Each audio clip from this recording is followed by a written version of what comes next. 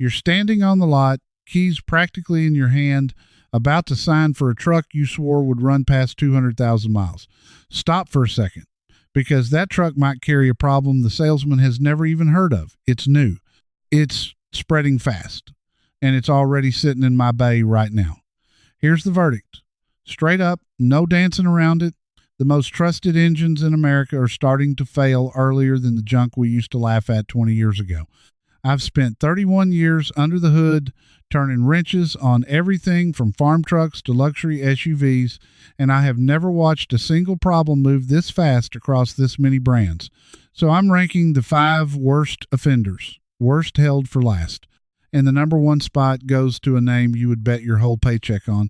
Backed by a recall pulled straight from the manufacturer's own service bulletin in 2024, this hits you whether you're buying new, buying used, or you've already got one parked in your driveway tonight. I still remember the truck that set this ranking in my head. 2019 Silverado rolled in on a flatbed, 41,000 miles on the clock. Owner thought he bought bulletproof. A lifter had collapsed and folded a push rod like a paperclip. He stood in my shop nearly in tears because nobody warned him. Nobody warns anybody. That's exactly why I'm doing this. Let me start the countdown, and I promise it gets worse with every step. Number 5 on my list is a truck. Millions of Americans drive to work every single day, and most of them have no idea there's a ticking clock under the hood. I'm talking about General Motors and the small block V8S with what they call active fuel management and later dynamic fuel management. That's the 5.3 liter and the 6.2 liter V8, especially the ones built from about 2014 through 2019, though the newer cylinder deactivation setups carry their own version of the same sickness. Here's how the trick works and why it bites you. To save a little fuel, the engine shuts off 4 of its 8 cylinders when you're cruising. It does this with special lifters that collapse on command. Sounds clever on paper. In the real world, those lifters fail. When one collapses and won't come back, it hammers the camshaft lobe flat, bends a push rod, and if you keep driving it, it can grenade the whole valve train. I've had these come in with a tick that the owner swears just started yesterday. By the time it ticks loud enough to notice, the damage is already done. The repair isn't a weekend job either. You're looking at lifters, a camshaft, push rods, gaskets, and the labor to tear that top end apart. In my area, that bill runs somewhere between $2,500 and $4,000. And if the cam wiped bad enough to send metal through the engine, you're shopping for a long block at $7,000 or more. Now, here's the part that should make your jaw tighten. This isn't a defect that slipped through by accident. This system exists to squeeze out a fraction of a mile per gallon on a government test sheet, and somebody decided that a little fuel savings was worth a lifter that fails at 40,000 miles. Somebody profited from you never knowing that. If you're shopping a used GM truck or SUV, here's what I'd do. Look for one where a previous owner already installed a delete kit or replaced the lifters, and get that in writing. Cold start it yourself and listen close for a tapping that doesn't smooth out. If you hear it, walk away. There are millions of these trucks, so you can afford to be picky. So number 5 will cost you a few thousand and a lot of heartburn, but at least it warns you first. The next one on my list gives you almost no warning at all, and it's hiding inside one of the best-selling engines Ford ever built. Number 4 is Ford, and specifically the EcoBoost family, but I want to zero in on the design choice that's spreading the fastest and scaring me the most. It's the wet timing belt. Ford put a rubber timing belt that runs soaked in engine oil inside engines like the 1.5 liter 3-cylinder in the Escape and the Bronco Sport, and the 1.0 liter as well. The idea was that oil would keep the belt quiet and cool. What actually happens is the belt breaks down, sheds little chunks of rubber into your oil, and those chunks migrate straight to the oil pickup screen. Once that screen clogs, oil pressure drops, and an engine starved of oil does not last long. I've seen owners who did everything right, changed the oil on schedule, kept the receipts, and still ended up with a starved engine because the belt was quietly disintegrating from the inside. When that belt lets go completely on these interference engines, the pistons meet the valves, and now you've got a boat anchor. The repair reality here is brutal. If you catch it early and just replace the wet belt as maintenance, you're spending somewhere around $600 to over $1,000 because it's a labor-heavy job buried in the engine. If it fails and takes valves and pistons with it, you're staring at a replacement engine that can run $5,000 to $8,000 installed on a vehicle that maybe cost you $28,000 new. And it's not just the wet belt. The bigger EcoBoost 5.6, the 3.5 liter, had cam phaser problems that make a rattle at startup like a diesel with a bad attitude, and those repairs climb fast too. The 3 cylinders can also cough up coolant into the cylinders on some designs. The pattern is the same every time. More complexity, more turbo, more little parts squeezed in to hit a fuel number, and more ways for the thing to leave you stranded. Let me say the quiet part now, because you've earned it. The people who designed these engines are not stupid. They are some of the smartest engineers on earth. They were handed a rule book that said hit this fuel economy target or pay enormous fines, and they built engines to pass the test, not to survive a decade in your driveway. The marketing department then wrapped it in words like EcoBoost and efficiency and told you it was an upgrade. You paid more for a more fragile machine and were told to feel good about it. Here's my practical takeaway for the Ford shopper. If you're looking at a 1.5 liter or 1.0 liter with the wet belt, find out the belt's replacement interval and treat it as gospel. Or honestly, look for a model with a plain old chain instead. On the 3.5 EcoBoost, cold start it and listen for that first second rattle. A truck that sounds like a coffee can full of bolts at startup is telling you something. So number 4 can strand you with almost no warning, and it's hiding behind a friendly name. But if you think Ford and GM are the whole story, hold on, because the next one isn't about one broken part. It's about an entire type of transmission that's been quietly spreading across the market for 20 years, and it fails in a way that leaves you sitting on the shoulder of the highway. Number 3 is the continuously variable transmission, the CVT. And I'm putting Nissan right in the center of this one because they leaned on it harder than anybody. Think Rogue, Sentra, Altima, Versa, and Pathfinder using the Jatco-built CVT. Instead of gears, a CVT uses a steel belt or chain riding between 2 pulleys that change size. When it works, it's smooth. When it fails, and it fails a lot, it overheats, it shudders like you're driving over rumble strips, it whines, and then it slips until it simply won't move the car at all. I've had Rogues and Altimas come in at 60,000, 80,000, 100,000 miles, transmissions cooked from the inside. And here's the kicker. You usually can't rebuild these the way you'd rebuild an old automatic. Most of the time, it's a full replacement unit. In my shop, that job runs $3,500 to over $5,000, which on a lot of these cars is more than the car is worth. I've watched people push a title across my counter and just walk away from the vehicle because the transmission costs more than the ride. Now, this is where you need to hear a real number, not my opinion. Nissan got sued over these transmissions, and they extended the warranty coverage on the CVT in a bunch of affected model years out to what came to about 84,000 miles or 7 years in the settlement terms. When a company voluntarily stretches a warranty that far, that's not generosity. That's a confession. They knew. They shipped it anyway because the CVT let them advertise a better fuel economy number, and that number sold cars. And I want you to notice the pattern tightening here. GM's cylinder deactivation, Ford's wet belt, Nissan CVT. Every single one of these is a piece of complexity added to chase a fuel economy figure on a government test. The villain isn't one bad factory. It's a whole system where regulators set targets, accountants found the cheapest way to hit them, and marketers sold you the compromise as an improvement. You've been paying more money for less durability, and you were never told. All right? I need to stop the countdown for a minute because I know some of you are getting a knot in your stomach right now. You're watching this and you're thinking, I already own one of these. I've got the Rogue in the driveway. I've got the 5.3 in the garage. Don't panic. This next part is specifically for you, and it's the most useful 2 minutes in this whole video. Here's what you can do yourself this weekend in your own driveway without a shop and without spending real money. First, pull your dipstick and actually look at your oil and smell it.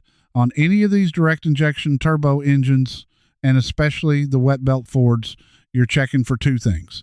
One is the oil level rising on its own.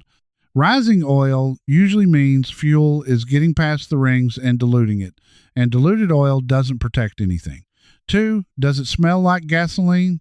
If your oil smells like a gas can, that engine is washing down its own bearings. On the wet belt engines, also look for tiny black rubber flecks or a gritty sludge on the dipstick or under the oil cap. That's your belt telling you it's dying. Catch that and you can save the whole engine. Second, do a cold start listen, and I mean truly cold. First thing in the morning before the engine has run all day. On the GM V8S, listen for a tap or tick in those first few seconds. On the Ford 3.5, listen for that diesel-like rattle. On any of them, a healthy engine settles into a smooth idle almost immediately. A sick one talks to you. Your ears are a free diagnostic tool, so use them before the light comes on. Third, and this is the big one for the CVT crowd, change your transmission fluid early and often, no matter what the manual says. A lot of these were sold as sealed for life, which is marketing nonsense. Heat kills these transmissions, so if you've got a Nissan CVT, get that fluid flushed with the correct type on the earlier side, and seriously consider an add-on transmission cooler if you tow or live somewhere hot. That one cheap service can buy you tens of thousands of extra miles. Now think about how much easier that whole checklist would be if you had every one of these traps written down before you ever walked onto a lot. That's exactly what I put into the complete lemon-proof bundle, my instant download field guide. It hands you the reliability matrix that separates hype from hard data, a list of the exact engines and transmissions to avoid by model year and family, and a truck buyer's checklist with 6 simple go or no-go criteria so you never sign for another lifter time bomb. It even shows you how to read the NHTSA complaint data the way a safety engineer does, and how to decode class action settlement records to dodge the proven lemons. And here's something you can do for free tonight. Open your browser, pull up the NHTSA complaint page for the exact truck you're eyeing, and read the pattern of failures yourself before any salesman says a word. Once you see how clear that record is, you'll want the full system in your hands. The fastest way to get the books is to scan the QR code right there on your screen, or go to the link in the description or the pinned comment. This matters right now because your next vehicle purchase is coming whether you're ready or not, and the repair bills I've named are already running on trucks parked in driveways tonight. Do those 4 driveway checks, and you've already outsmarted most owners on the road. And fourth, for everybody watching, shorten your oil change interval. These modern engines were sold to you on 10,000-mile oil changes to look cheap to own. In my experience, cutting that closer to 5,000 miles with full synthetic is the single cheapest insurance you can buy against every failure I've named tonight. Oil is cheap. A long block is not. Do those 4 things, and you've already outsmarted most owners on the road. Now, let me get back to the countdown because we're down to the final 2, and this is where trusted names start to burn. Number 2, Hertz, because for a while, these were the value kings, the cars that let a young family get into something new and warranted without breaking the bank. I'm talking about Hyundai and Kia and the Theta 2 engine, the 2.4 liter and the 2.0 liter turbo gasoline direct injection 4-cylinder. You'll find them across a huge run of Sonatas, Santa Fe's, Optimus, Sorrentos, and Tucsons from roughly 2011 onward. The failure here is a rod bearing during manufacturing. Machining debris got left in the engine, restricting oil flow to the connecting rod bearings. Starved of oil, a bearing spins, the rod knocks, and in the worst cases, the rod punches right through the block. And here's the part that turns a repair bill into a genuine safety story. Some of these didn't just die, they caught fire. Oil hitting hot exhaust after a failure has started engine fires in driveways and on highways. This became one of the largest engine recall and settlement situations in modern memory, covering well over 1.5 million vehicles across the 2 brands with class action settlements. extended warranties out to 120,000 miles or 10 years on the affected powertrains, and even a knock sensor software update that's designed to detect the failure early and, get this, deliberately limit the engine so you'll bring it in before it burns. Think about that. The fix on some of these is software that watches for the engine to start killing itself. If you'd have told me 20 years ago that I'd be warning people about engine fires on a mainstream commuter car, I'd have laughed. But I've seen these come in, and I've smelled that burnt bearing smell that you never forget. The repair, if it's out of warranty, is a full engine, $4,000 to $7,000 on a car that might book for $8,000 inside the coverage window. At least there's a lifeline, which is more than I can say for some of the others tonight. So here's your move. If you're shopping one of these or you already own one, find out if your specific vehicle and engine fall under the recall or the extended warranty, and whether the knock sensor software update has been done. That update is free, and it might be the thing that stops the fire. Keep every oil change receipt, because the warranty coverage can hinge on you proving you maintained it. And if you're buying used, run that vehicle identification number and see exactly what's been done. A documented replacement engine on one of these can actually make it a decent buy, because the new one was built without the debris problem. Now, you'd think a story about engine fires would be the worst thing I could show you. You'd think number one has to be some obvious disaster brand, some name you already distrust. It's not. And this is the one I held back all night, because it's the one that breaks the rule everybody in America lives by. Number one is Toyota. I know. Take a breath, because I know exactly what you're feeling. Toyota is the brand every one of you trusts. It's the brand I've recommended to my own family for decades. It's the reason half of you clicked this video thinking, at least my Toyota is safe. And for most of Toyota's lineup, that reputation is still earned.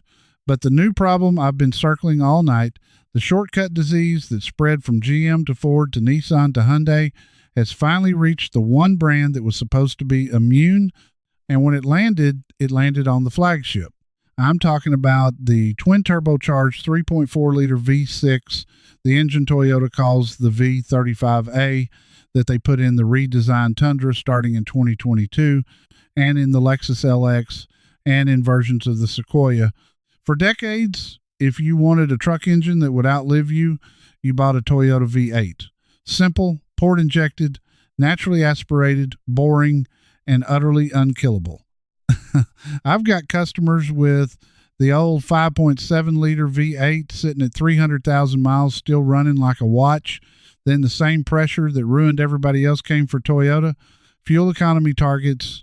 So they retired that legendary V8 and replaced it with a smaller, complicated twin-turbo V6 to chase efficiency numbers. And here's the buried truth, straight from Toyota's own recall documentation filed in 2024. They recalled around 102,000 of these engines because machining debris left during manufacturing can lead to engine knock, rough running, and the engine stalling out completely. Read that again.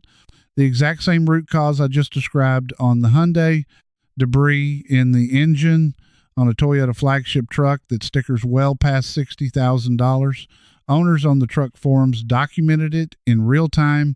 Trucks with a few thousand miles suddenly knocking, stalling on the highway, getting flatbedded to dealers. Toyota's remedy on the recall was, in many cases, to replace the entire engine. Think about the scale of that. This isn't a lifter or a belt.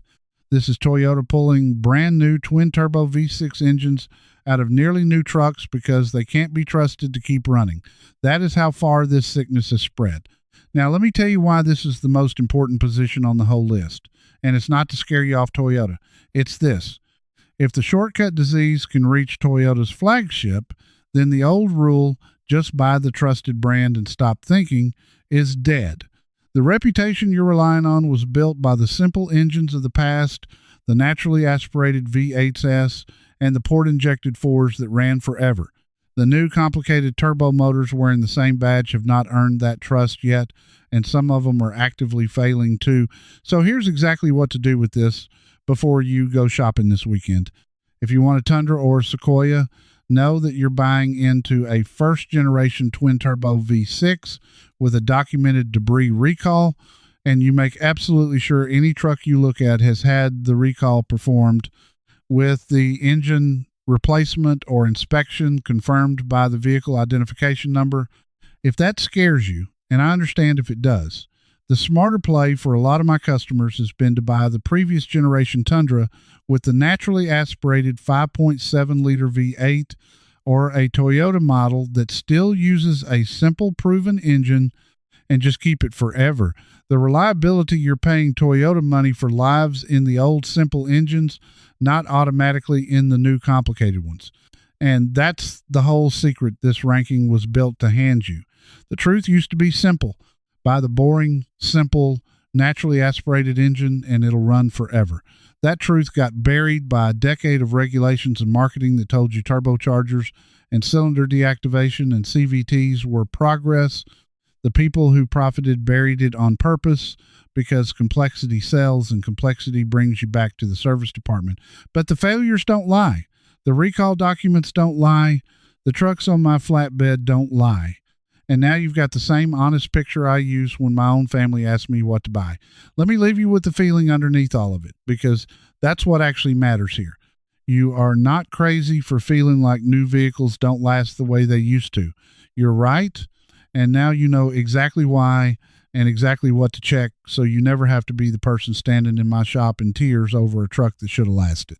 You're the kind of driver who wants the real order of things, not the order the marketing department sells you. You've already got the instinct, or you wouldn't have watched a mechanic rank these all the way to the end. So trust that instinct at the dealership. Ask about the engine code, ask about the recall, cold start it, and listen. You already know how now. I want to hear from you and be specific. Which one hit closest to home?